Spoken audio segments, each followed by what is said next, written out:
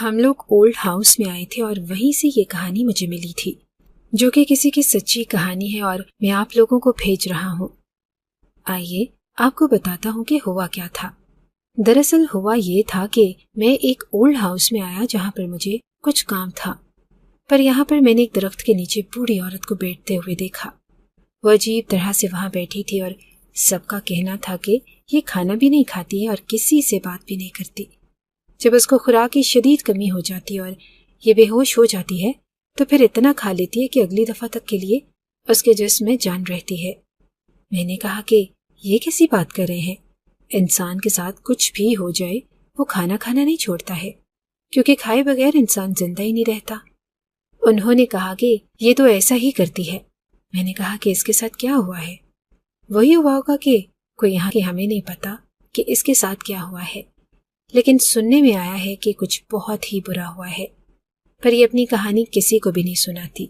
مجھے بھی اس عورت کی کہانی سننے میں کوئی دلچسپی نہ تھی۔ تھوڑا سا تجسس ضرور بڑھ گیا تھا، لیکن میرے پاس اتنا ٹائم نہیں تھا۔ جب میں وہاں سے جانے لگا تو اچانک سے کسی چیز کا لشکارہ میرے چہرے پر پڑا۔ یہ اس عورت کی کلائی میں پہنا ہوا ایک کنگن تھا، جو ظاہر ہے یا تو چاندی کا تھا یا پھر اسٹیل کا، جس کا لشکارہ میرے چہرے پہ پڑ رہا تھا۔ میں اس طرف گیا اور جیسے ہی میں نے اسے غور سے دیکھا تو میں سجدے میں گر گیا اور پھوٹ پھوٹ کے رونے لگا۔ میری آنکھوں سے آنسو جاری تھے اور لوگ حیران رہ گئے کہ یہ تو یہاں پر کسی ٹیکنیشین کے طور پر آیا تھا اور اب اس عورت کے پاس بیٹھ کے پھوٹ پھوٹ کے رو رہا ہے، جیسے کوئی پاگل رو رہا ہوتا ہے۔ ابھی تو کہہ رہا تھا کہ مجھے اس کی کہانی میں کوئی دلچسپی نہیں، اور میں کہنے لگا کہ مجھے بتائیں کہ آپ کے ساتھ کیا ہوا، مجھے فوراً سے بتائیں ماں جی۔ اس عورت نے بھی میری طرف دیکھا اور مجھے کسی نے کہا کہ یہ تو کسی کی طرف دیکھتی بھی نہیں، تمہاری طرف دیکھ رہی ہے۔ تھوڑی دیر کے بعد اس بوڑھی عورت نے مجھے اپنی کہانی سنانی شروع کر دی۔ اس نے کہا کہ میں یہاں کے قریب ایک محلے میں رہتی تھی اور میرے 3 بیٹے تھے۔ مجھے اپنے تینوں بیٹوں پر بہت ناز تھا۔ میں کہتی تھی کہ دنیا ادھر سے ادھر ہو جائے پر میرے 3 بیٹے ہمیشہ میری آنکھوں کی ٹھنڈک بن کر رہیں گے۔ صرف اتنا ہی نہیں، مجھے بیٹیوں سے نفرت تھی، اتنی زیادہ نفرت کہ میں نے تینوں دفعہ جب بچہ پیدا کرنے کے مرحلے میں خود کو دیکھا تو یہی دعا کی کہ مجھے بیٹی نہ ہو۔ مجھے پہلے بیٹے کے بعد سب نے کہا کہ اب ایک پیدا کرنے کے مرحلے میں خود کو دیکھا تو یہی دعا کی کہ مجھے بیٹی نہ ہو۔ مجھے پہلے بیٹے کے بعد سب نے کہا کہ اب ایک بیٹی بھی ہونی چاہیے، پر میں نے کہا کہ نہیں، مجھے بیٹی نہیں چاہیے، اور پھر دوسرے بیٹے کے بعد سب نے کہا کہ بیٹی ہونی چاہیے، اور یہ دونوں بیٹے بھی کہتے تھے کہ ہماری ایک چھوٹی بہن ہونی چاہیے، پر میں ایسا بالکل بھی نہیں چاہتی تھی۔ میرے لیے تو یہ میرا برا خواب تھا، پر پھر تیسری دفعہ میرے پاس بیٹی پیدا ہو گئی اور میں بڑی پریشان ہوئی، اور اپنی اولاد تھی تو پالنا تو پڑتا تھا، روتی تھی تو سر میں درد ہوتا تھا، بس وہی غصے سے ضد سے اس کو پالا، اور کبھی اس کو کھانا دیتی، کبھی نہیں دیتی، کبھی روتی رہتی تو روتی ہی رہتی۔ پر کہتے ہیں کہ لڑکیوں میں بڑی ہمت ہوتی ہے، بڑی سخت جان ہوتی ہے، اور وہ بھی بچ گئی۔ 3-4 سال کی ہو گئی اور اس کے بعد خود سے ہی کھا پی لیتی تھی۔ کبھی محلے والے اس کو کھلا دیتی، دفعہ پھر سے میرے ہاں بیٹا پیدا ہوا اور میں بہت خوش ہو گئی۔ جب میری بیٹی تھوڑی بڑی ہوئی اور قد میں لمبی تھی تو جوان لگنے لگی۔ ابھی جوان نہیں تھی اور بلوغت کو نہیں پہنچی تھی، لیکن قد سے لمبی لگتی تھی، تو میں نے اس کی شادی کروا دی، کیونکہ میرا شوہر اس دنیا سے جا چکا تھا۔ مجھے روکنے والا کوئی بھی نہیں تھا۔ میرے بیٹے بھی اس معاملے میں کیا بولتے، ان کو تو پتہ ہی تب چلا جب میں نے نکاح کی رسم کروا کے اپنی بیٹی کو رخصت بھی کروا دیا تھا، اور رخصت بھی کسی ایسے انسان کے ساتھ نہیں کروایا تھا، میری بہن کا شوہر تھا، اور میری بہن اس دنیا میں نہیں تھی، یعنی کہ میرا بہنوئی۔ اس کے ساتھ میں نے اپنی بیٹی کی شادی کروا دی۔ اس نے کہا کہ 2 بچے ہیں جن کو سنبھالنے والا کوئی نہیں ہے، اور وہ دوسرے شہر چلا گیا۔ اس کے بعد میں نے کبھی اپنی بیٹی کے بارے میں نہ تو سوچا اور نہ ہی اس کی فکر کی تھی۔ میرے بیٹے بھی جوان ہو چکے تھے اور بڑے بیٹے کی شادی بھی کروا دی، چھوٹے بیٹے کی منگنی کروا دی، اور تیسرا بیٹا بھی پڑھائی کر رہا تھا۔ اپنے بیٹوں پہ مجھے بڑا ناز تھا۔ میرا بڑا بیٹا بہت اچھی کمائی کرتا تھا، بہت سارے پیسے کماتا تھا اور گھر کو بڑے اچھے طریقے سے چلاتا تھا۔ سب لوگ مجھ پہ رشک کرتے اور میری طاقت میرے بیٹے تھے۔ بڑے بیٹے کی بیوی کو اس گھر میں آئے ہوئے 2-3 مہینے ہوئے تھے اور तब तक तो सब ठीक था, लेकिन आहिस्ता आहिस्ता उसके तेवर बदलने लगे, क्योंकि उसको पता चल गया कि उसका घर का सारा खर्चा तो मेरा शौहर उठाता है। मैं जालिम सास नहीं थी, बुरी औरत भी नहीं थी, और बस मुझे मेरी औलाद से बहुत ज़्यादा प्यार था। मैंने अपनी बहू से कहा कि बेटा, घर में लड़ाई झगड़े ना डाला करो। तुम्हारा शौहर कमाता है तो सिर्फ तुम्हारा शौहर नहीं, मेरा बेटा है। अपने भाइयों का बड़ा भाई है, और बाकियों की पढ़ाई खत्म हो जाए, शौहर कमाता है तो सिर्फ तुम्हारा शौहर नहीं, मेरा बेटा है। अपने भाइयों का बड़ा भाई है, और बाकियों की पढ़ाई खत्म हो जाए तो उनको भी अच्छी नौकरी मिल जाएगी। तुम भाइयों के बीच में नफरत ना डालना। वैसे भी हमारा खर्चा ही कितना है। बिजली का बिल हमारा है नहीं, क्योंकि मेरे बड़े बेटे की नौकरी ऐसी थी कि उसे बिजली का बिल देना पड़ता ही नहीं था। उसे तो रहने के लिए क्वार्टर भी मिलता था, लेकिन हम लोग अपने घर में ही रहते थे, क्योंकि एक छोटे से क्वार्टर से हमारा घर ज़रा ज़्यादा बड़ा था। ऐसे में हमारा खाने पीने का यह खर्चा था, तो फिर मेरी बहू को इतनी बातें सुनाने की कोई ज़रूरत नहीं थी। लेकिन आजकल उसकी ज़ुबान बहुत खुल गई थी। उसका नाम आसिया था। मैं उसे खुद ही पसंद करके लाई थी। शुरू शुरू में तो बहुत अच्छी थी, लेकिन अभी अजीब अजीब हरकतें करती थी। मेरे दूसरे बेटे की मंगनी हो गई, और उसने कहा कि मैं भी शादी नहीं करना चाहता, वहाँ जाके नौकरी करनी है। मैंने कहा कि बेटा, तुझे मैं कैसे दूसरे मुल्क में भेज सकती हूँ, मैं तेरे बगैर नहीं रह सकती। उसने कहा कि अम्मी, मैं आपसे इजाज़त नहीं मांग रहा, मैंने जाना ही जाना है, क्योंकि बहुत अच्छी नौकरी है। जब उसने मुझे तनख्वाह बताई तो मैं भी हैरान रह गई। इतनी तनख्वाह तो मेरे बड़े बेटे की भी नहीं थी, लेकिन बदले में मुझे अपने बेटे से दूर रहना पड़ता। उसने कहा कि जब इतने अच्छे पैसे कमाऊंगा तो फिर दूर कैसा रहना, चक्कर लगा लिया करूंगा। और आजकल कौन से ज़माने में है कि एक दफ़ा इंसान कहीं चला जाए तो फिर मुलाकात ही ना हो। आजकल तो रोज़ वीडियो कॉल हो सकती है, फ़ोन पे बात हो सकती है। मेरे बेटे ने मुझे बड़ी तसल्लियाँ दी, और मेरे बेटे का नाम अकरम था। वो मेरा मंजुला बेटा था। मुझे बड़ा प्यारा था, और वो बाहर के मुल्क चला गया, और पहले 2 महीने उसने 1 रुपया भी नहीं भेजा, फिर उसके बाद वो पैसे भेजा करता था। अब मुझे मेरी बहू की बातें तो नहीं सुननी पड़ती थी, लेकिन अपने बेटे की बड़ी याद आती थी। एक दिन मेरा तीसरा बेटा, जिसका नाम अली था, स्टोर रूम से कोई तस्वीर उठा के ले आया, और जिसमें मेरी बेटी की भी तस्वीर थी। कहने लगा कि ये कौन है। जब मैंने अपनी बेटी की शादी की तो तभी उम्र में कम था, इसलिए इसको पता नहीं था। कहने लगा कि ये कौन है, तो मैंने कहा कि बहन थी तुम लोगों की, और उसकी शादी हो गई है। वो हैरान रह गया, और उसने कहा कि पर ये तो काफ़ी कम उम्र लग रही है। तो मैंने कहा कि कम उम्र नहीं होती, लड़की जब जवान हो जाती है तो उसकी शादी कर देनी चाहिए। उसने कहा कि शादी हो गई तो कहाँ चली गई, हमसे मिलने क्यों नहीं आती, या हम उससे मिलने के लिए क्यों नहीं जाते। मुझसे पूछने लगा कि नाम क्या था हमारी बहन का, और मैंने कहा कि उसका नाम सुमेरा था, और वो बाहर के मुल्क चली गई है, इसीलिए मिलने नहीं आती, और हम भी नहीं जा सकते। कहने लगा कि खुश तो है ना। मैंने कहा कि हाँ, जो बाहर के मुल्क चले जाते हैं ना, वो खुशी होते हैं। मैंने कहा कि चल ये तस्वीर जाके वापस रखा। तो थोड़े वक्त के बाद मेरा बेटा मुझे कहने लगा कि लगता है आपको सुमेरा आपी से कुछ ज़्यादा प्यार नहीं था। मैंने कहा कि बेटियों से ज़्यादा प्यार करना भी नहीं चाहिए, उन्होंने वैसे भी अगले घर जाना होता है। ज़्यादा प्यार करो तो खुद को भी तकलीफ होती है और उनको भी। मेरा छोटा बेटा बहुत ही मनमाची टाइप का था, क्योंकि घर में सबसे छोटा सा, हर बात उसकी मानी जाती थी।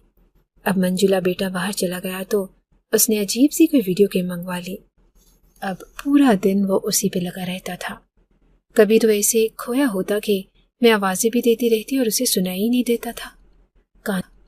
कानों पे भी कोई चीज़ लगा के बैठ जाता, और बल्कि अब तो मामलात ऐसे हो गए कि माँ पास पड़ी मर जाए फिर भी बेटे को एहसास ना हो, वो गेम के अंदर ही लगा रहे। और मैंने अपने बड़े बेटे से कहा तो उसने कहा कि ये तो अकरम का कसूर है, उसने क्यों इसके लिए ऐसी गेम भेजी है। आपको नहीं पता कि आजकल गेमों के पीछे नौजवान नस्ल कितनी पागल हो रही है। इसको नहीं भेजनी चाहिए थी ना। उसने तो अकरम पे गुस्सा निकाल दिया, क्योंकि अब वो अकरम से जलने लगा था, जो उससे 4 गुना ज़्यादा पैसे कमाता था। कभी कभी अकेली बैठ के मैं सोचती कि मेरे बेटे सही रास्ते पे नहीं जा रहे, और मेरे बड़े बेटे की सरकारी नौकरी तो थी और दूसरा बेटा भी अच्छी नौकरी करता था। तीसरे बेटे की अभी पढ़ाई चल रही थी और वो भी अच्छी डिग्री ले रहा था, लेकिन फिर भी उन तीनों को आपस में जोड़ के रखने में मैं नाकामयाब हुई थी, क्योंकि उनको आपस में एक दूसरे से कोई प्यार ही न था। ایک دن مجھے اکرم کی کال آئی تو میں نے ٹائم سے اٹھائی نہیں، پھر سوچا کہ خود ہی کال کر لیتی ہوں۔ جب دوبارہ فون کیا تو کسی لڑکی نے فون اٹھایا، کہنے لگی کہ آپ کون؟ میں نے کہا کہ تم کون ہو اور میرا بیٹا کہاں ہے؟ تو اس نے میرے بیٹے کو آواز دی۔ اس کی آواز دینے کا طریقہ میں سمجھ گئی تھی، ایسے کوئی بیوی ہی شوہر کو بلا سکتی ہے، لیکن وہ میرے بیٹے کی بیوی کیسے ہو سکتی تھی؟ میرے بیٹے کو باہر کے ملک گئے ہوئے 1 سال ہو گیا تھا۔ 6 مہینے بعد وہ آیا تھا، لیکن اس کے بعد اب اس کے آنے کا وقت تھا۔ اس نے کہا کہ میں ہر 6 مہینے بعد آیا کروں گا، اس لیے تو میں اس سے پوچھنا چاہتی تھی کہ کب آئے گا۔ تھوڑی دیر بعد میرا بیٹا فون پر آ گیا اور میں اس سے باتیں کرنے لگی۔ میں نے کہا کہ ابھی کسی لڑکی کی آواز آئی تھی، وہ کون ہے؟ تو اس نے کہا کہ ماں، مجھے آپ کو بتانا تھا لیکن آپ غصہ کرتے ہیں، اسی لیے میں نے آپ کو نہیں بتایا، شادی کر لی ہے۔ یہ میری بیوی تھی اور ماں بھی بننے والی ہے۔ اس نے یہ بات اتنے آرام سے کہہ دی کہ میں حیران رہ گئی۔ پہلے بیٹے کی شادی تو میں نے بہت دھوم دھام سے کی تھی، میرا پہلا بیٹا تھا جس کی شادی تھی۔ اسی طرح میرے دوسرے بیٹے کی شادی پہ بھی میرے کچھ ارمان تھے، اس نے وہ سب کچھ ختم کر دیا، شادی بھی کر لی اور وہ خیر سے باپ بھی بننے والا تھا۔ مجھے بتانا بھی ضروری نہیں سمجھا اور ابھی بھی ایسے بتایا کہ بس ایک لائن میں بتا دیا۔ میں نے کہا کہ بیٹا یہ کیا کیا تو نے، شادی کر لی؟ تو وہ فوراً سے ہی غصہ ہو گیا۔ میں نے اتنا تو کہنا ہی تھا، میرا کوئی نہ کوئی رد عمل تو ہونا ہی تھا نا، آگے سے کیا میں چپ کر جاتی؟ تو کہنے لگا کہ کر لی تو کر لی، کیا ہو گیا؟ شادی ویسے بھی انسان کا اپنا ذاتی فیصلہ ہوتا ہے، مجھے لڑکی پسند آئی، میں نے اس سے شادی کر لی۔ میں نے اسے کہا کہ تو ہمیں بتا دیتا تو ہم کیا، لڑکی سے ہی شادی کی ہے نا تو نے، اور اردو بھی بول رہی تھی، اس کا مطلب کہ پاکستانی ہے، تو پھر تو نے ہمیں بتایا کیوں نہیں؟ تو ہمیں بتا دیتا، ہم اپنے ہاتھوں سے تیری شادی کرواتے۔ یہ تو نے اچھا نہیں کیا بیٹا، شادی کر لی۔ میں اس پہ نہیں کہہ رہی کہ اچھی بات ہے تو نے نکاح کیا ہے، لیکن تو نے بالکل بھی نہیں بتایا۔ تو وہ کہنے لگا کہ آپ کبھی بھی میری اس لڑکی سے شادی نہیں کرواتی۔ میں نے کہا کہ کیا مطلب، کیوں نہیں کرواتے تمہاری شادی؟ تمہارے بھائی کی بھی تو پسند سے شادی کروائی تھی، مانا کہ میں نے اسے پسند کیا تھا، پر تیرے بھائی نے نہیں بتایا تھا کہ اس لڑکی سے شادی کروا دے۔ اس کا مطلب کہ معاملہ اس کا بھی پہلے سے جڑا ہوا تھا، لیکن میں نے کروائی تھی نا شادی، تو پھر تیری بھی کروا دیتی۔ پر اس نے مجھے ایسی بات بتائی کہ میں حیران رہ گئی۔ اس نے کہا کہ کیونکہ میری بیوی غیر مسلم ہے اور آپ کبھی بھی میری شادی اس کے ساتھ نہیں کرواتی۔ یہ جو تھوڑی بہت اردو بول رہی تھی، یہ میں نے ہی اس کو سکھائی ہے۔ یہ بات سن کے تو میرے قدموں کے نیچے سے زمین ہی نکل گئی کہ میرے بیٹے نے ایک غیر مسلم عورت سے شادی کر لی، وہ بھی ایک سیاہ فام عورت سے۔ میں نے رونا شروع کر دیا تو میرے بیٹے نے فون بند کر دیا۔ اس نے کہا کہ میرے پاس قسم سے ٹائم نہیں ہے اور آپ آرام سے بیٹھ کے رو لیں، کیونکہ اب آپ ہنسیں یا روئیں یہی آپ کی بہو ہے۔ ابھی تو وہ ماں بننے والی ہے اور چھوٹے بچے کو لے کے ہم اتنا لمبا سفر نہیں کر سکتے، لیکن کبھی نہ کبھی اسے واپس لے آؤں گا آپ سے ملوانے کے لیے، اور اس کو بھی بہت شوق ہے پاکستان دیکھنے کا، وہ بھی خوش ہو جائے گی۔ اتنا کہہ کے میرے بیٹے نے فون بند کر دیا اور میں روتی رہی۔ میرا چھوٹا بیٹا میرے رونے کی آواز سن کے آیا اور اس نے جا کے بڑے بیٹے کو بھی بتا دیا۔ تھوڑی دیر کے بعد میرا بڑا بیٹا اور میری بہو بھی آ کر بیٹھ گئے کہ ہوا کیا ہے اور کیوں رو رہی ہیں، تو میں نے ان کو سب کچھ بتا دیا۔ میری بہو اس بات پہ ہنسنے لگی۔ اس نے کہا کہ حبشی عورت پہ شادی کر لی، کیسی لگتی ہوگی؟ بالکل کالی سیاہ، جب تک ہنستی نہیں ہوگی تب تک نظر ہی نہیں آتی ہوگی۔ میں نے اسے کہا کہ مجھے اس کی حبشی یا کالے ہونے سے کوئی مسئلہ نہیں ہے، سب کو اللہ نے بنایا ہے، لیکن وہ ایک غیر مسلم ہے، اس کے ساتھ شادی کر لی اور ہمیں بتایا بھی نہیں، خاندان والوں کو کیا جواب دیں گے ہم؟ اور جس جگہ اس کی منگنی ہوئی تھی ان کو کیا جواب دیں گے؟ اس نے تو یہ بھی نہیں سوچا کہ ہم نے اس کی منگنی کروائی تھی۔ میرے بڑے بیٹے نے کہا کہ باہر کے ملک بھیجیں گے تو ایسے ہی کرے گا نا، وہاں پر تو یہی سب کچھ ہوتا ہے، آپ کو نہیں پتا آج کل یہاں پہ اولاد کو ان کی اوقات میں رکھنا اتنا مشکل ہو گیا، تو وہاں پہ اسے روکنے والا کوئی نہیں ہے، معذرت کر لیں فون کر کے، کہہ دیں کہ نہیں کر سکتے رشتہ، اور کیا، شکر کریں کہ منگنی ہی کروائی تھی، نکاح نہیں کروایا تھا، ورنہ ہم لوگ تو پھنس جاتے۔ میں نے تو پورا دن کھانا نہیں کھایا اور میرا دل اداس رہا، میں روتی رہی، لیکن پھر وہی بات کہ میرے بڑے بیٹے کی کہ میں کیا کر سکتی تھی۔ جی ہاں، اس کی منگنی کی تھی اور ان لوگوں کو بھی فون کیا، ان لوگوں نے بھی بڑی باتیں سنائی کہ یہ کیا بات ہوئی، آپ نے خود ہی منگنی کی تھی اور یہ رشتہ لینے کے لیے آپ لوگوں نے بڑے چکر لگائے تھے اور آپ لوگ ایسی نامناسب بات کر رہے ہیں۔ میرا ارادہ ان لوگوں کو صرف اتنا بتانے کا تھا کہ ہم لوگ منگنی توڑ رہے ہیں، لیکن جب انہوں نے زیادہ باتیں کی تو میں نے کہا کہ کیسے شادی کرواؤں آپ کی بیٹی کی، اس نے کسی اور سے شادی کر لی ہے۔ پھر وہ لوگ بھی چپ ہو گئے۔ آسیہ بار بار کہہ رہی تھی کہ بڑی بری پسند ہے، اکرم کی ایک کالی عورت سے شادی کر لی، کل کو جب اپنے بچے لے کر آئے گا تو اس نے تو پوری نسل ہی بگاڑ دی۔ اس کی باتیں سن کے مجھے مزید غصہ آ رہا تھا۔ جب ایک دن میرے چھوٹے بیٹے علی نے مجھے کہا کہ کچھ پیسوں کی ضرورت ہے، میں نے کہا کہ ہاں، کتنے پیسے چاہیے؟ میں اسے 1000-2000 دے ہی سکتی تھی کیونکہ جیب خرچ وہ پہلے ہی ختم کر چکا تھا، لیکن وہ ایسا ہی کرتا تھا اور اپنا جیب خرچ وہ مہینہ ختم ہونے سے پہلے ہی ختم کر لیتا۔ پھر میں اس کو کچھ پیسے دے ہی دیتی تھی اور ورنہ وہ پیچھے پڑ جاتا۔ تو اس نے کہا کہ مجھے 15 لاکھ روپے کی ضرورت ہے۔ میں تو حیران رہ گئی۔ میں نے کہا کہ 15 لاکھ روپے میں تجھے کہاں سے لا کر دوں؟ اور تو نے ایسا کیا کرنا ہے 15 لاکھ روپے کا؟ پہلے مجھے بتا۔ تو کہنے لگا کہ بتا نہیں سکتا، بس 15 لاکھ کی ضرورت ہے۔ میں نے کہا کہ رک، تیرے بڑے بھائی کو بتاتی ہوں۔ تو اس نے کہا کہ نہیں امی، کسی کو نہیں بتانا، بس مجھے کہیں سے پیسوں کا انتظام کر دو۔ اکرم بھائی، کسی کو نہیں بتانا، بس مجھے کہیں سے پیسوں کا انتظام کر دو۔ اکرم بھائی سے کہو کہ بھیج دو، وہاں کے پیسے تو یہاں پر آ کر اتنے زیادہ ہو جاتے ہیں، سب کچھ ہو جائے گا۔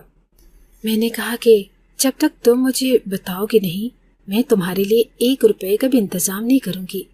پر وہ نہیں بتا رہا تھا اور پھر وہی ہوا کہ آدھی رات کو ہمارے گھر پولیس آ گئی۔ آدھی رات کا وقت تھا۔ جس طرح سے انہوں نے دروازہ پیٹا اور ہمیں دروازہ کھولنے میں دیر ہوئی تو انہوں نے دروازے کا لاک ہی توڑ دیا۔ وہ سیدھا اندر آ گئے اور میرا بڑا بیٹا بھی پریشان ہو گیا کہ یہ کیا ہو رہا ہے۔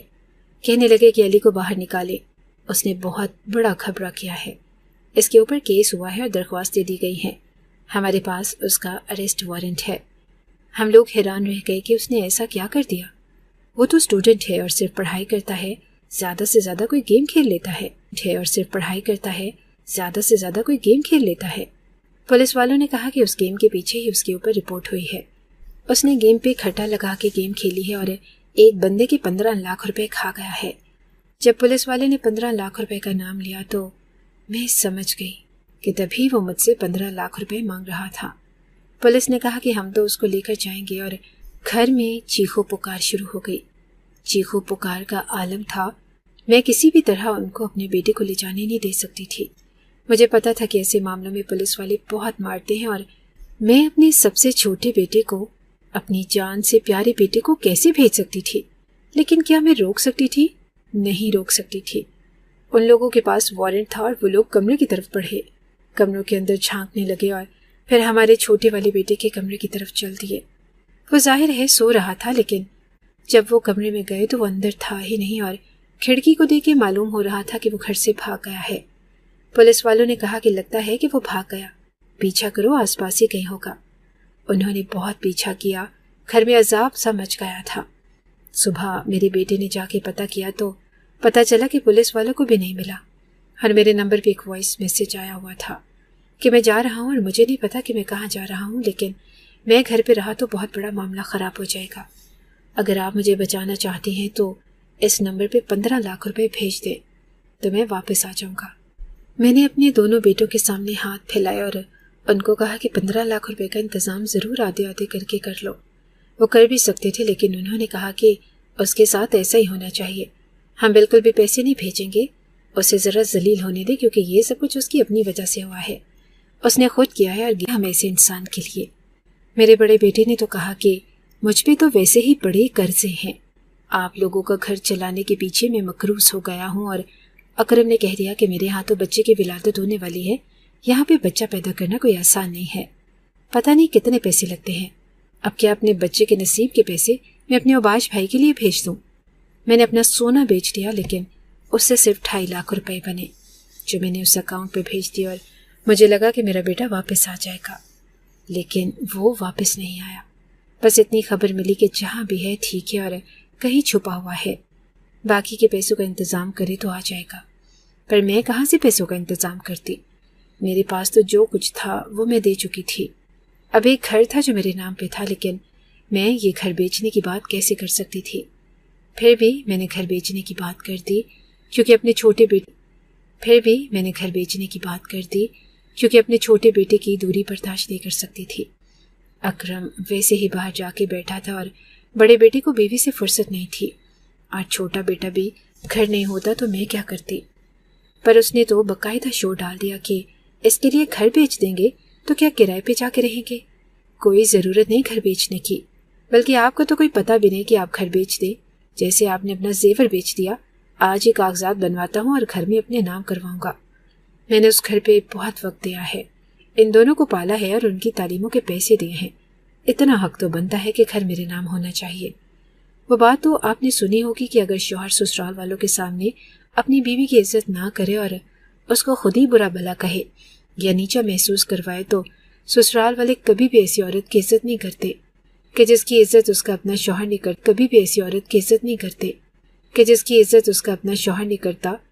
دوسرا معاملہ بھی ایسا ہی ہے کہ اگر اپنا ہی بیٹا آپ کی عزت نہ کرے اور آپ کو 2 ٹکے کا کر دے تو پھر آپ کی بہو بھی آپ کی عزت نہیں کرتی، اس کو بھی بہانہ مل جاتا ہے، اور اسی طرح میری بہو کو بھی موقع مل گیا تھا۔ اس نے کہا کہ آج سے سارے گھر کا کام آپ کریں گی اور اگر کام نہیں کریں گی تو کھانا نہیں ملے گا۔ اپنے بیٹے سے یہ شکایت لگانے کی کوئی ضرورت نہیں ہے، اس نے خود ہی کہا ہے کیونکہ میں ماں بننے والی ہوں، میرے سے گھر کا کام نہیں ہوگا۔ میں نے کہا کہ یہ تو خوشی کی خبر ہے۔ میں آگے بڑھی اس کا منہ اور ماتھا چومنے کے لیے تو کہنے لگی کہ بس مجھے ہاتھ نہ لگائیں، مجھے نظر لگ جائے گی۔ خوشی کی خبر تھی، میں کیوں نہ کام کرتی، اپنی بہو کو آرام کرواتی، لیکن میری طبیعت بھی خراب تھی۔ مجھے لگا کہ چلو میں کھانا وغیرہ بنا دوں گی اور باقی کام نوکرانی کرے گی، یہ سارے گھر کا کام آپ ہی کریں گی تاکہ نوکرانی کے پیسے بھی بچیں۔ میرے لیے بہت مشکل تھا اور میں نے اپنے بیٹے سے بات کی تو وہ کہنے لگا کہ میں پورا دن آفس سے کام کرتا ہوں اور تھکا ہارا آتا ہوں، گھر آتا ہوں تو مجھے سکون چاہیے، اس لیے نہیں آتا کہ پھر آپ کی اور اپنی بیوی کی باتیں سن سکوں۔ عورت تو بنی ہی کام کرنے کے لیے ہوتی ہے، آپ کام کریں گی، آپ کے ہاتھ پاؤں چلتے رہیں گے اور آپ کے لیے ہی اچھا ہوگا، اس لیے بار بار مجھے یہ سب مت کہیے۔ اگلے دن میری بہو نے بھی مجھ سے اس بات پہ لڑائی کی کہ اپنے بیٹے کے سامنے میری شکایتیں لگا رہی تھی۔ آج آپ کو کھانا نہیں ملے گا۔ میں حیران رہ گئی کہ مجھ پہ یہ دن بھی آنا تھا۔ میں اپنے گھر والی عورت تھی اور اپنے بچوں کو پالتی تھی، اپنے کچن میں کھانا بناتی تھی اور کوئی مجھے یہ نہیں کہہ سکتا تھا کہ تمہیں کھانا نہیں ملے گا، لیکن آج مجھ پہ یہ دن بھی آ گیا تھا۔ مجھے لگا کہ ایسے ہی کہہ رہی ہے اور کھانا میں بناؤں گی تو میں کیوں نہیں کھا سکتی۔ وہ کھانا اٹھا کے فریج میں رکھ دیا اور فریج کو لاک لگا دیا، اور اگلے دن ہی لاک کھولا اور میں نے پورا دن بھوکے پیٹ گزارا۔ اگلے دن میں نے اپنی بہو سے معافی مانگی اور میں نے اسے ٹھیک طرح سے معافی نہیں مانگی، بس اتنا کہا کہ مجھے یہ سب نہیں کرنا چاہیے تھا، تو اس نے مجھے روٹی دے دی۔ لیکن اب ایسا ہی ہوتا تھا اور اس کو میری کوئی بات بری لگتی تو وہ میرا کھانا بند کر دیتی۔ 2 دن تک میں بھوکی ہی رہتی تھی اور میرے بیٹے کو اپنی باتوں میں ایسے لگا لیا کہ اسے فرق ہی نہیں پڑتا تھا۔ وہ کہتا تھا کہ آپ نے مجھ سے کبھی پیار ہی نہیں کیا، آپ کو اپنے درمیانے بیٹے اور آخری بیٹے سے ہی پیار تھا اور آپ ان کے لیے ہی ساری زندگی پریشان ہوتی رہی۔ مجھے تو آپ نے کم عمری میں ہی نوکری پہ لگا دیا اور پھر مجھ سے سارے گھر کی ذمہ داریاں پوری کروائی۔ اس لیے اب آپ سیاہ کریں سفید کریں یا میری بیوی سے سیاہ کریں یا سفید کریں، مجھے کوئی فرق نہیں پڑتا۔ میں نے اکرم سے بات کی کہ کسی طرح مجھے وہاں بلا لے، میں وہاں پر تیرے بچوں سے بھی مل لوں گی اور بیوی سے بھی، تو وہ کہنے لگا کہ یہاں پر میں آپ کو نہیں بلا سکتا، بہت خرچہ ہو جائے گا اور میری بیوی کے ساتھ آپ کی نہیں بنے گی۔ آپ 5 وقت کی نماز پڑھنے والی عورت ہیں اور میری بیوی کا تو آپ کو پتہ ہی ہے، میں نہیں چاہتا کہ گھر میں مصیبت بنے۔ میں نے کہا کہ بیٹا واہ، آج میں تیرے لیے مصیبت بن گئی، تو کہنے لگا کہ مصیبت نہیں لیکن مصیبت بن سکتی ہے، بہو اور ساس کی ویسے ہی نہیں بنتی، اور پھر ایک کٹر مسلمان ساس اور ایک غیر مسلم بہو کی کیسے بنے گی؟ آپ لوگ تو میرے گھر کو جنت دوزخ کا ماحول بنا دیں گی، میں جنت اور دوزخ میں پھنسنا نہیں چاہتا۔ میں نے کہا کہ پر تیری جنت تو میں ہوں، تو کہنے لگا کہ ہاں آپ میری جنت ہیں لیکن آپ دوزخ نہ بن جائیں، اسی لیے میں اس معاملے میں نہیں پڑھنا چاہتا۔ اور کیوں، کیا ہو گیا؟ آپ کے پاس اپنے 2 بیٹے ہیں نا، آپ کا بڑا بیٹا جو ساری تھا۔ اور کیوں، کیا ہو گیا؟ آپ کے پاس اپنے 2 بیٹے ہیں نا، آپ کا بڑا بیٹا جو ساری زندگی اتنے پیسے کماتا رہا اور آپ اس کے صدقے واری جاتی نہیں تھکتی تھی، اور چھوٹا بیٹا جسے آپ نے اپنی آنکھوں کا تارا بنا کے رکھا۔ مجھے بیچ والے کی آپ کو کیا ضرورت ہے؟ بیچ والے بچے تو ویسے کسی کو اچھے نہیں لگتے، چھوٹوں کا لحاظ کرتے ہم لوگ ذلیل ہوتے ہیں اور بڑوں کا ادب بھی ہم سے کروایا جاتا ہے. ہماری تو کوئی اوقات ہی نہیں ہوتی. اور میں اب کبھی بھی واپس نہیں آؤں گا. یہیں پہ رہوں گا اور میری بیوی ہے یہاں پر, میرے بچے ہیں, ان کے بغیر نہیں رہ سکتا. میرے چھوٹے بیٹے نے بھی مجھے اپنے ساتھ رکھنے سے انکار کر دیا اور بڑے بیٹے نے بھی جس طرح سے رکھنے کا حکم اپنی بیوی کو دے دیا تھا. اس سے اچھا تو تھا کہ میں نہ ہی رہتی. پر میں کہاں جاتی؟ میرا تو کوئی رشتہ دار بھی نہ تھا. میرے شوہر کے رشتہ دار تھے, لیکن جب شوہر مر جائے تو پھر اس کے رشتہ داروں سے کیا تعلق؟ اور میرا چھوٹا بیٹا کو پڑھانے کے لیے میں نے اتنی محنت مشقت کی, وہ بھی چلا گیا. ابھی کہتا تھا کہ پیسے بھیجو تو میں واپس آ جاؤں گا, نہیں تو میں روپوش ہو کے ہی رہوں گا. ایک دن میں نے دیکھا کہ میری بہو نے اپنے کچھ رشتہ داروں کو گھر بلایا تھا, لیکن میں نے اس کے رشتہ داروں کو پہلے کبھی نہیں دیکھا تھا. وہ کہہ رہی تھی کہ میرا کزن ہے اور اپنے اس کزن کے ساتھ کمرے میں بیٹھی تھی. میں نے سوچا کہ چائے بنا دیتی ہوں, نہیں تو کہے گی کہ میرے رشتہ دار آئے, اور اس عورت نے چائے نہیں پوچھی. میں نے چائے بنا کے ٹرے میں رکھی اور کچھ دیگر لوازمات بھی رکھے اور اس کے کمرے کے پاس گئی. میں نے آواز دی لیکن اس نے جواب نہیں دیا, تو میں نے دروازے پہ دستک دے دی. اس نے پھر بھی جواب نہیں دیا اور میں نے سوچا کہ دستک تو میں نے دی ہے اور دروازہ کھول کے اندر چلی جاتی ہوں. اور جب دروازہ کھول کے اندر جانے لگی تو یہ دیکھ کے حیران رہ گئی کہ دروازہ اندر سے لاک تھا. ایسے بھی کوئی مہمان آتا ہے کیا؟ اور وہ بھی ایک آدمی, اور دروازے کو ایسے اندر سے کون لاک لگاتا ہے؟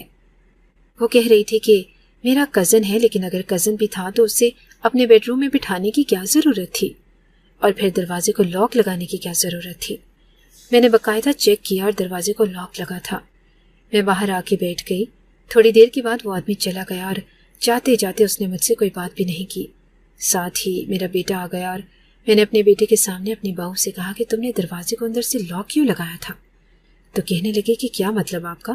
کون سا لاک؟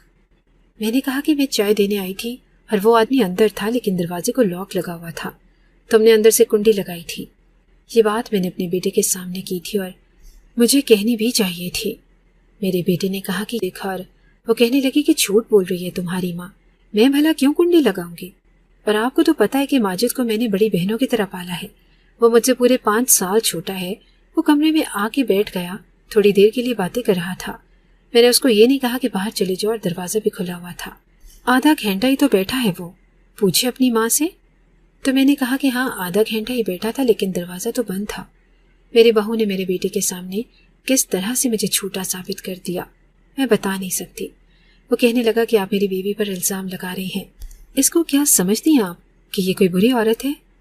مجھے آپ سے یہ امید نہیں تھی ماں کہ آپ میری ہمسفر کے اوپر اتنا گھٹیا الزام لگا دیں گی. میں نے کہا کہ ایسا کچھ نہیں ہے, میں نے جو دیکھا تجھے بتا دیا, اور میں نے تو کوئی الزام نہیں لگایا. لیکن اس کے بعد سے میرا بیٹا مجھ سے بالکل بدظن ہو گیا اور اس نے میری کوئی بھی بات ماننا سننا بھی چھوڑ دیا. اب میں اس کو کچھ بھی کہتی رہتی ہوں اور وہ میری بات نہیں سنتا. اور میری بہو بھی مجھ سے ہر طرح سے بدلہ نکالنے کی کوشش کرتی ہے, کیونکہ وہ سمجھتی تھی کہ میں نے اس کو تہمت لگائی ہے اور وہ مجھ سے اس کا بدلہ لینا چاہتی تھی. اس لیے جہاں تک ہو سکتا تھا وہ مجھے تنگ بھی کر رہی تھی اور ذلیل بھی کر رہی تھی. اور مجھے نہیں پتا تھا کہ اتنی آگے نکل جائے گی. میں اس عورت کی کہانی سن رہا تھا اور میری آنکھوں میں آنسو آ رہے تھے. میں یہ سوچ رہا تھا کہ کیسے اس نے اپنے ایک ایک بیٹے سے بھیک مانگی ہوگی, کہ یہ کہا ہوگا کہ مجھے اپنے ساتھ رکھو. جب اسے انکار ملا ہوگا تو اس پہ کیا گزری ہوگی. اولاد کو اپنے پیٹ میں پروان چڑھانے سے لے کے بڑا کرنے تک تو ایک عورت کی جتنی قربانی ہوتی ہے اتنی کسی کی نہیں ہوتی. وہ کہنے لگی کہ بیٹا میں تو پھر بھی کسی طرح حالات کے ساتھ گزارا کرنے کو تیار تھی, لیکن اب میں بوڑھی ہو گئی تھی اور مجھ سے کام. وہ کہنے لگی کہ بیٹا میں تو پھر بھی کسی طرح حالات کے ساتھ گزارا کرنے کو تیار تھی, لیکن اب میں بوڑھی ہو گئی تھی اور مجھ سے کام نہیں ہوتے تھے. میری بہو نے میرے کمرے کو اسٹور بنا دیا اور گھر کا سارا سامان وہاں رکھ دیا. میرا بستر کچن میں ڈال دیا اور میں تب بھی چپ رہی, یہاں تک کہ میرے کمرے میں چوہے پیدا ہونے لگے. وہاں سے بدبو آنے لگی اور میری بہو کہنے لگی کہ آپ کے کمرے میں پہلے سے ہی اتنا گند تھا, اس لیے یہ سب کچھ ہوا ہے. جب گھر صاف نہ ہونے پہ میرا بیٹا بولتا تو میری بہو کہتی کہ اپنی ماں سے کہو نا صاف کرے, وہ گھر کو ٹھیک سے صاف ہی نہیں کرتی, تبھی گھر اتنا زیادہ گندا ہے. میرا بیٹا بھی میرے ساتھ جھگڑا کرتا اور میری بہو سے بہت محبت کرتا. اس کے لیے پھل فروٹ لے کر آتا اور میں بیماری میں بھی دوائی نہ کھاتی تھی. گھر کے کام کرتی رہتی. میرے بیٹے کی آنکھوں کے سامنے یہ سب کچھ ہوتا تھا لیکن اسے کوئی فرق نہیں پڑتا تھا. ایک دن ٹی وی پہ ایک بیٹے نہیں اس لیے سب کی ایک بیٹی ہونی چاہیے. اس میں مجھے خیال آیا کہ سمیرا کہاں ہوگی اور کس حال میں ہوگی. لیکن پھر سوچا کہ چلو جہاں بھی ہوگی اچھے سے رہ رہی ہوگی. یہاں پہ ہوتی تو میرے ساتھ اس کے ساتھ بھی یہی ہو رہا ہوتا. میں نے اس بوڑھی عورت سے کہا کہ آپ اپنا گھر بیچ دیتی اور کسی طرح اپنے چھوٹے بیٹے کو واپس لے آتی. تو کہنے لگی کہ میں یہ بھی نہیں کر سکتی تھی. سوچا تھا کہ گھر بھیجنے کی بات کر کے آدھے پیسے پکڑ لیتی ہوں اور اپنے بیٹے کو لے آتی ہوں. لیکن پھر مجھے اپنے چھوٹے بیٹے کے بارے میں ایک اور بات پتہ چلی اور اس خبر نے مجھے بالکل ہی توڑ کے رکھ دیا. میں نے اپنے لیے لڑنا چھوڑ دیا اور حالات کو قبول کر لیا. وہ خبر یہ تھی کہ میرا بیٹا اس مسئلے سے کب سے نکل چکا تھا. اس نے پولیس کو رشوت دے کے اس کا منہ بند کروا دیا اور وہی 2.5 لاکھ روپے جو میں نے اس کو بھیجے تھے اس کے ساتھ اس نے اپنا معاملہ حل کر لیا تھا. اور جب میں اس کے ساتھ رہنے کی بات کرتی تھی تو وہ مجھ سے جھوٹ بولتا اور کہتا کہ پیسے بھیجو، جبکہ ایسا کوئی معاملہ نہیں تھا. وہ بالکل ٹھیک حالات میں تھا اور چاہتا تو مجھے وہاں سے لے جا سکتا تھا یا یہاں پہ واپس آ جاتا، کچھ بھی کر سکتا، لیکن اس نے ایسا کچھ نہیں کیا. ایک دن میں نے اس سے فون پہ بات کی تو وہ فون بند کرنا بھول گیا اور اس نے کہا کہ میں اس بڑھیا کو کیسے یہاں لے کر آؤں، میں اس کے خرچے نہیں اٹھا سکتا اور مجھے اس کی خدمت کرنے کا کوئی شوق نہیں. میری عمر ہے موج مستی کرنے کی، میں اپنی ماں کا چوکیدار نہیں بن سکتا. میں نے فون بند کر دیا اور میرے ہاتھ کانپ رہے تھے اور میں بری طرح سے رو رہی تھی. میں نے حالات کو قبول کر لیا اور میری بہو جو بھی کہتی میں کچھ نہیں بولتی تھی. لیکن ایک دن غلطی سے اس کے اوپر میرے سے گرم گرم چائے گر گئی کیونکہ میرے ہاتھ کانپ رہے تھے، لیکن انہوں نے مجھ پہ الزام لگایا کہ میں نے جان بوجھ کے کیا ہے. وہ گرم چائے گر گئی کیونکہ میرے ہاتھ کانپ رہے تھے، لیکن انہوں نے مجھ پہ الزام لگایا کہ میں نے جان بوجھ کے کیا ہے. وہ اتنا نہیں جلی تھی جتنی اس نے چیخیں ماری. اس نے میرا ہاتھ پکڑا اور مجھے اس نے چوہے والے بدبودار کمرے میں بند کر دیا اور کہا کہ اگر ایک لفظ بھی زبان سے نکالا آپ کے بیٹے کو زہر دے دوں گی. میں بری طرح ڈر گئی تھی اور کمزور ہو چکی تھی. میرے اندر بالکل بھی ہمت نہیں تھی اور میں نے کہا کہ ایسا نہیں کرو، لیکن اپنے لیے لڑنا چھوڑ دیا. اس نے میرے بڑے بیٹے کو کہا کہ میں تو تمہاری ماں کو صبح سے ڈھونڈ رہی ہوں، پتہ نہیں کہاں چلی گئی ہے، لگتا ہے کہ کہیں بھاگ گئی ہے. میرے بیٹے نے بھی مجھے ڈھونڈنے کی کوشش نہیں کی اور میں نے اس کمرے میں پورے 2 ہفتے گزارے.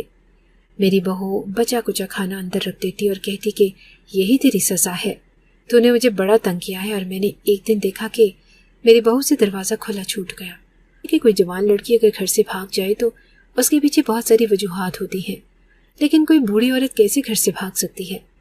وہ پہلی رات جو میں نے گھر سے باہر گزاری مجھ پر بہت مشکل تھی. اس کے بعد میں ادھر ادھر بیٹھ جاتی، کبھی کسی پارک میں، کبھی کسی عورتوں کی مسجد میں، کبھی کسی محلے میں، اور بھیک مانگ کے میں نے گزارا کیا. 3 مہینے اس طرح گزارے. سوچو جس ماں کے 3 بیٹے ہوں اور وہ اس طرح سے رہے تو اس پہ کیا گزرے گی. پھر 2 لڑکیوں نے مجھے دیکھ لیا اور میری حالت بہت بری تھی. وہ مجھے یہاں اولڈ ہاؤس میں لے آئی. تب سے میں یہاں ہوں اور ادھر ہی رہتی ہوں. زیادہ طاقت تو نہیں ہے. یہ بات سن کے میری آنکھوں میں آنسو آ گئے. باقی لوگ بھی یہ کہانی سننے بیٹھ گئے اور وہ بھی رو رہے تھے. میں نے اپنے آنسو صاف کیے اور بوڑھی اماں سے کہا کہ میرے ساتھ چلیں. تو کہنے لگی کہ میں تمہارے ساتھ کیسے جا سکتی ہوں، تم کون ہو؟ میں نے کہا کرتی ہوں تم کون ہو؟ میں نے کہا کہ میں آپ کی بیٹی کا شوہر ہوں. آپ نے جس بوڑھے آدمی کے ساتھ اپنی بیٹی کو بھیجا تھا اس نے اسے اپنے گھر کی نوکرانی بنا کے رکھا تھا. وہ میرا چاچا تھا اور اس پہ بہت زیادہ ظلم کرتا تھا. وہ بیچاری بہت تکلیف میں رہی اور اس نے اپنی زندگی کے کچھ سال بڑے برے گزارے. لیکن پھر میں نے اس کا ہاتھ تھام لیا اور اس کا اتنا اچھا نصیب تھا ماں جی کہ مجھے اچھی بھلی نوکری مل گئی اور گھر بھی، اور اب ہم دونوں وہاں پہ رہتے ہیں اور ہماری ایک اولاد بھی ہے. آپ نے جو اپنا اور اپنے بھائیوں کا نام بتایا، یہ نام تو میں نے اپنی بیوی کی زبان سے کئی دفعہ سنے ہیں. میں سمیرا کا شوہر عدیل ہوں. یہ بات سن کے وہ حیران رہ گئی. میں انہیں اپنے ساتھ لے جانا چاہتا تھا لیکن وہ کہنے لگی کہ میں سمیرا کا سامنا نہیں کرنا چاہتی تھی. میں کیسے اس کے سامنے جا سکتی تھی، اور میں نے ہمیشہ اس سے نفرت کی، اس کے ساتھ برا کیا. آج میں اس کی رحمت سے رہتی.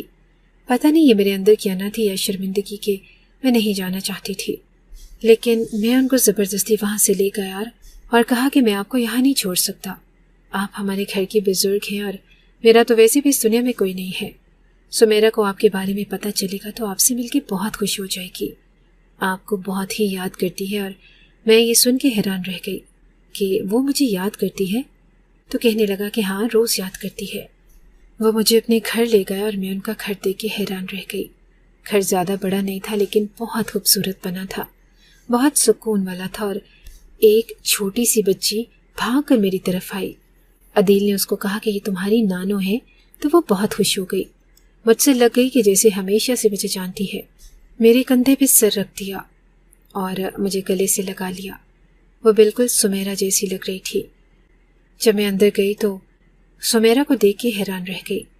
میں اسے پہچان گئی تھی کیونکہ وہی میری بیٹی تھی، لیکن بہت خوبصورت لگ رہی تھی اور خوش لگ رہی تھی۔ میرے گلے لگ گئی اور رونے لگی۔ میں نے اس سے معافی مانگی تو اس نے کہا کہ آپ نہیں معافی مانگے، بس جو ہے بھول جائیں۔ میں بھی بھول گئی۔ اس کے بعد میں اپنی بیٹی کے ساتھ ہی رہنے لگی ہوں اور بہت خوش ہوں۔ اللہ کا کرم ہے، اللہ کا کرم ہے۔ میں نے بھی ماں جی سے کہا کہ اب آپ نے اپنی کہانی پوری سنا دی۔ آپ کی کہانی کا اختتام اس گندے سے کوڑے کے ڈھیر پہ نہیں بلکہ اپنی بیٹی کے گھر میں ہونا تھا۔ ہم اب اس گھر میں خوشی خوشی رہتے ہیں، مگر بچوں کو ان کی نانی مل گئی اور میری بیوی کے چہرے پہ مجھے سچی خوشی نظر آتی ہے۔ اس نے بہت کچھ برا وقت دیکھا لیکن ابھی وہ خوش ہے۔ میں نے ایک دن اس سے پوچھا کہ تم نے اپنی ماں کو معاف کر دیا؟ تمہیں ایسے نہیں لگتا کہ تمہارے ساتھ بھی انہوں نے برا کیا تھا؟ تو وہ کہتی کہ میرے ساتھ برا کیا تھا تو ان کے ساتھ بھی تو برا ہوا۔ اللہ نے انصاف کیا اور ان کی آنکھیں بھی کھل گئی۔ اب میں ان کو سزا نہیں دے سکتی، وقت نے ان کو سزا دے دی ہے، اور ویسے بھی اولاد ماں باپ کو کیا سزا دے گی؟ میری ماں ہے اور اس بات کو کوئی بھول نہیں سکتا۔ وہ کہتی ہے کہ مجھے ہر وہ چھوٹی بات یاد ہے جو میرے ساتھ ہوئی، میرے ساتھ برا کیا گیا لیکن پھر بھی میں نے معاف کر دیا۔ اب سمیرا کی ماں اسے بہت زیادہ پیار کرتی ہے، بہت ہی زیادہ دل سے لگا کے رکھتی ہے۔ اس کو کبھی کبھی اچانک سے رونے لگتی ہے اور معافی مانگنے لگتی ہے، پر سمیرا کہتی ہے کہ جو ہوا اس کو بھول جائے اور یاد بھی نہیں کرتی۔ معاف اس طرح کیا جاتا ہے کہ ایک دفعہ معاف کر دیا جائے تو پھر اس بات کا ذکر بھی نہ کیا جائے، اور میری بیوی نے بھی ایسا ہی کیا۔ ہمارے گھر میں مزید برکت پڑنے لگی اور میرے کام اور اچھے ہو رہے تھے۔ اللہ کا شکر ہے کہ سب کچھ بالکل ٹھیک ہے، ہم لوگ ایک ساتھ ہیں اور